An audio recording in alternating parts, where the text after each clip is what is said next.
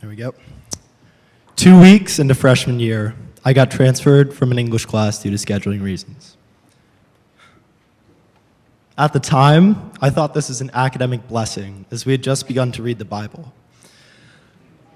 I was wrong. I pushed open the door to find Josh Goren sitting behind the desk. Not only did I have to read the Bible, but I'd become a part of a class led by a bearded man who named his sons Judah, Abram, and Moses.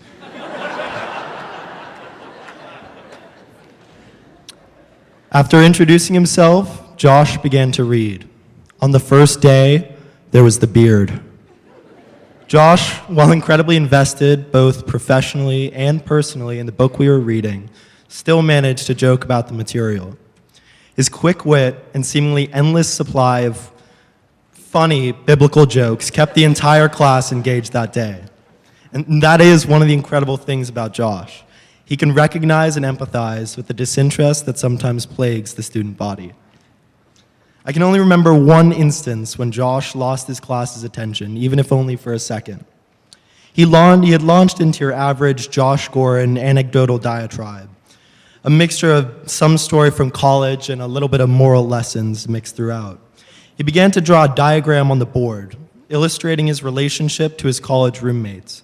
And as he drew yet another circle, this time labeled people who I sort of like, who resembled Judas in my mind at the time, the class began to get restless. Inch by inch, we scooted our chairs closer and closer to Josh. After the board was filled with Yale alumni and the dry erase marker ceased to function, Josh stopped talking and turned about face. He jumped up when he realized that as a class, we fully closed the distance he was accustomed to having between him and his students.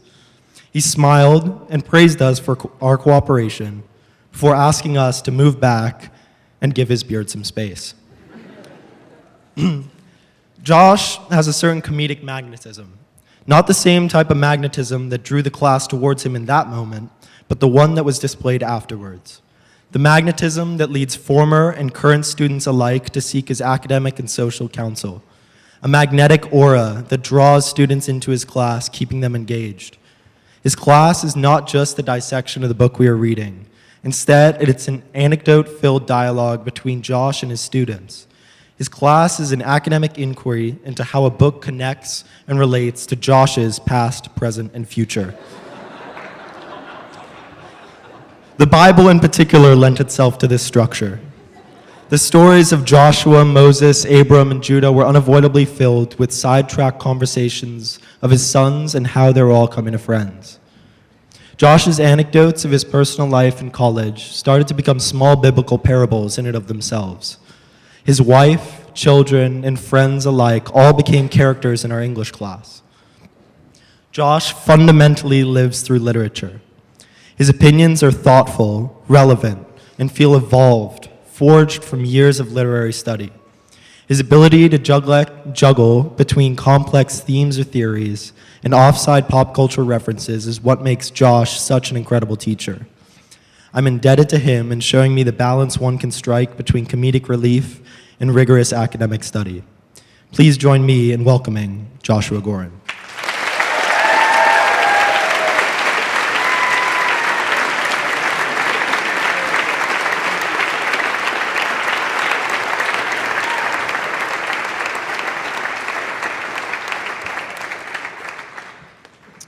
Thank you, Atticus. Thank you. Some of that was true.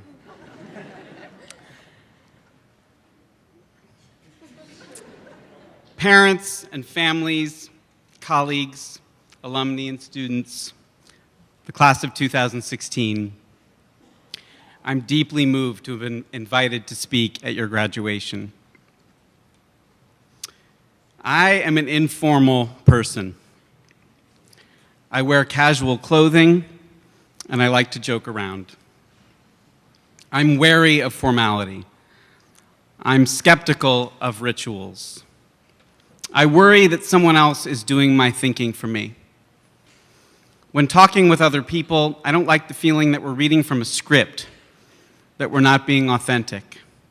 I hate wearing this tie. I don't understand why a piece of cloth is dangling from my neck. I don't mean to suggest that I'm a freewheeling nonconformist. You know that that's not true about me. I am wearing the tie, after all. But when it comes to language, conversations, and stories, I often feel like the rules get in the way of authenticity and truth. You know this informal side of me. When I talked through an earlier version of this speech in front of a group of you a few weeks ago, one of you responded with disappointment.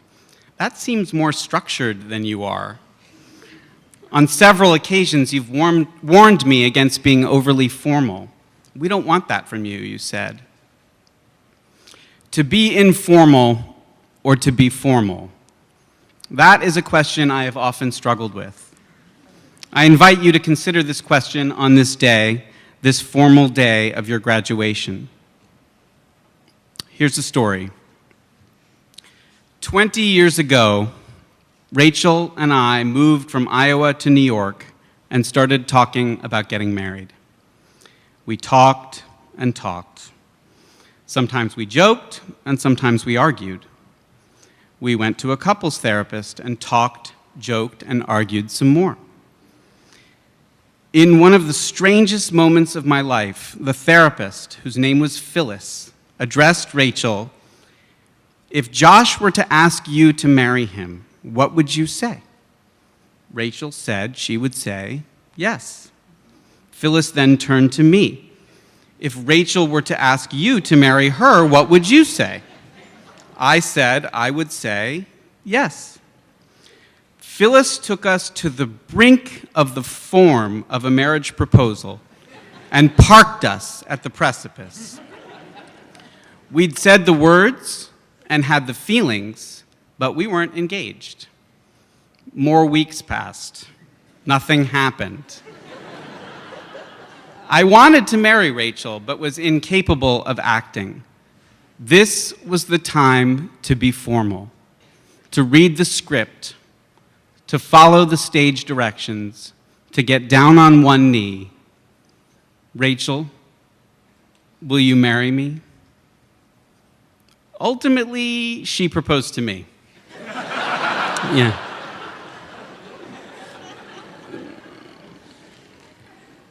The gender role reversal amused our friends and overshadowed a truth that has since become more clear to me. I'd been defeated by my own aversion to form, my fear that to read from a script would somehow make my proposal insincere. If I could go back, I would make that proposal and make it formally. Perhaps you're thinking right now, this is the type of story more appropriate to a therapist's office than a commencement speech. I'm sorry. Have I broken the form of the commencement speech by telling you an embarrassing and deeply personal story about my own failure? Did you catch the part where I said the words of the proposal like I was actually doing it? Was it like I was using your graduation to fix my mistake of 20 years ago? My understanding of this story comes from telling and analyzing it along with other personal stories during talk therapy. I tell the stories, and my therapist asks me questions. He singles out specific words. He notices patterns and contradictions. Sometimes we learn something, and sometimes we don't. Sometimes I'm too tired to do this well. Sometimes I'm not open to what the story might be suggesting. In these ways, talk therapy is similar to English class. English class and therapy are formal structures that facilitate the search for truth through the careful analysis of narrative and language. These structures can lead participants to a deeper understanding than one person could have achieved alone. Neither therapy nor the deep study of literature can be successful if there is no vulnerability, no genuine danger, no risk of exposure. Neither can be scripted because both rely on who specifically is in the room. Part of what makes our school a Quaker school is our wariness of over-scripting the class. our belief that class discussion must be sufficiently open because the truth might emerge from anyone. As a teacher, I have to leave the space for each of you to say whatever you're going to say, or we cannot succeed. Still, both English class and talk therapy employ structures that protect individuals during what can be a dangerous process. When we engaged in formal discussions of Huck Finn, his racism, the limits of his freedom, the glimpses of his self-reliance, his love for Jim, his mistreatment of Jim, his horrifying capitulation to Tom Sawyer, it was dangerous. The conversation was safer because we were talking about the words on the page. We were talking about Huck and not explicitly about ourselves, our own racism, our own weakness in the face of authority. But the discussions succeeded because we were open and vulnerable. The interrogation of Huck's story must also be a self-interrogation. English class is an empty exercise if we don't allow ourselves to feel implicated by the questions we're asking about Huck.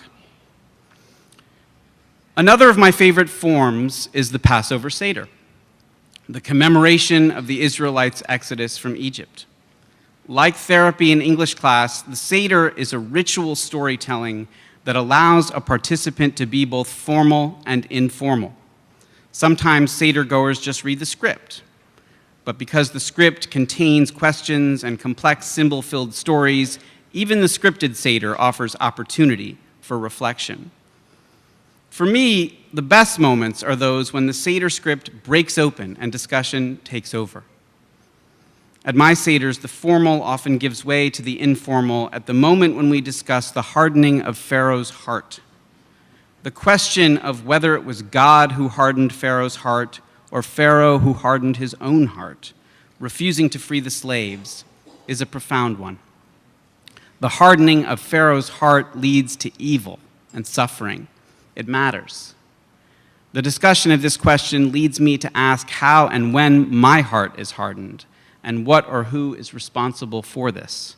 Why does my heart sometimes become formalized, callous, unfeeling, bereft of sympathy? Can I soften? Can I open myself up? The form of the Seder, both strict and open, has the power to lead us to these questions. Stories of all kinds, literature, national and religious stories, the casual stories we tell each other, and our most private stories, the stories we only tell intimates, or the stories we tell only to ourselves, our internal monologue, are the best tool we have to find a balance between a meaningful vulnerability to the world and a more fixed or formal connection to community, to family, and to history. Another story. Every year, my wife and I argue about our Seder. Every year, one of us says, let's just call it off, or we'll never do this again. She carefully prepares for the Seder and thinks I don't do enough preparation. She wants to talk it all through beforehand, and I never make the time to do it. These disagreements are painful and sometimes lead to tears, but we always have another Seder. She's right that it would be better if I did more planning.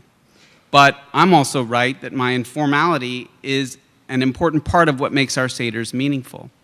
Just to be present, to read the script, to make oneself vulnerable to the story is to succeed. The Seder, like our marriage, connects us to our past and to our community.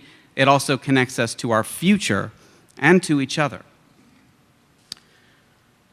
This is the weird moment in the speech when it seems like I'm trying to tell you to get married. I'm really not. Marriage isn't everyone's form. Marriage has been deeply oppressive to women across millennia and has been a dangerous tool used to perpetuate heteronormativity. And when you look closely and thoughtfully, you'll see that almost all forms, when taken to the extreme, have led to oppression, violence, and insensitivity. It is important to be skeptical of anyone telling you, that's the way it's always been done, or this is the way it has to be. What I am telling you is to find your own form, to be formal, and also to be informal. Read the script, but let the script open you to the world and to others, and be willing to subvert or resist the scripts and forms when that is necessary. Be a part of something, and be your authentic self when you're a part of it. Meeting for worship is our school's ritual, our form. Like the Seder, its structure opens up a space for introspection and storytelling. We come to a set place at a set time. We don't prepare for meeting for worship. We just show up. Sometimes we sit in unbroken silence, and that has its own opportunities for self-exploration and communal connection. But for me, the best meetings are those in which stories lead to stories, and those lead to more stories. I like it when the chain of stories opens us up as individuals and as a community. One person's choice to be vulnerable affects us all. When I'm my best self, I'm most open to the stories that come from within me and those shared by others. There are stories that some of you have told that have become a part of how I understand the world and myself. One more story.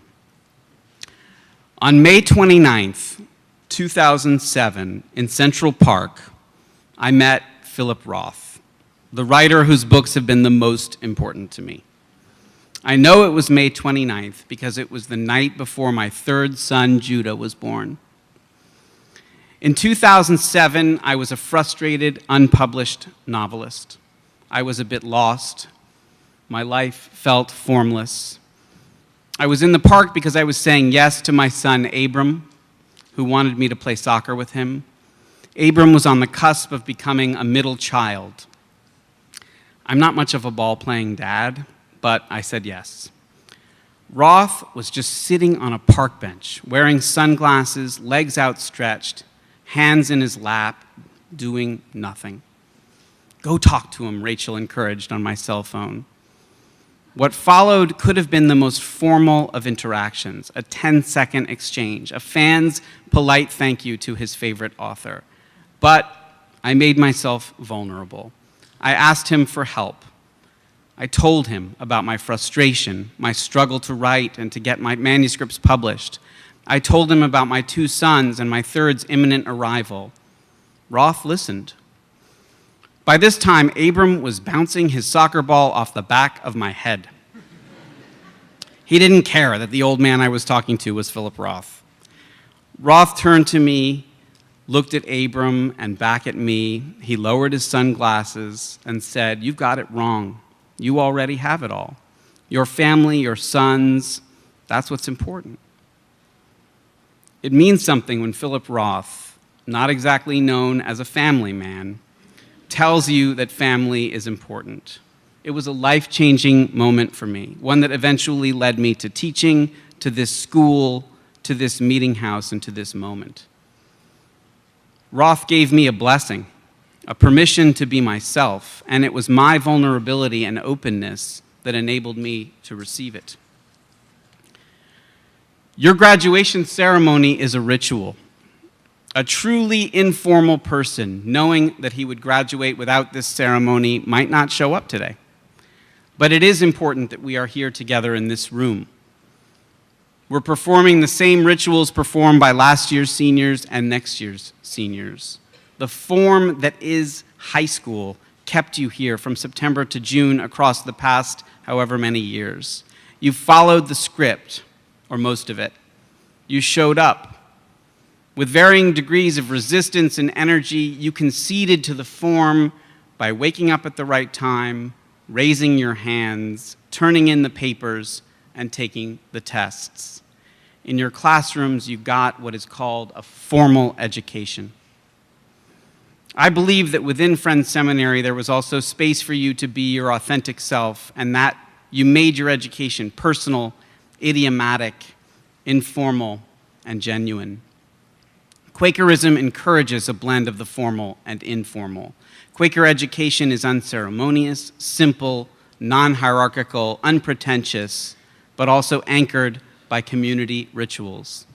Think of the intertwining of formal and informal in the way we shake hands and look each other in the eye at the end of each meeting. I know there were many moments in these last years when you let yourself be vulnerable and open. Some of those moments of openness happened in your classes or while playing sports, making art, or performing. Others happened with your friends, so many with your families, and some happened here in this meeting house during worship. I witnessed some of them and enjoyed those moments with a full and unhardened heart. I learned from you during those moments, and I thank you for this teaching.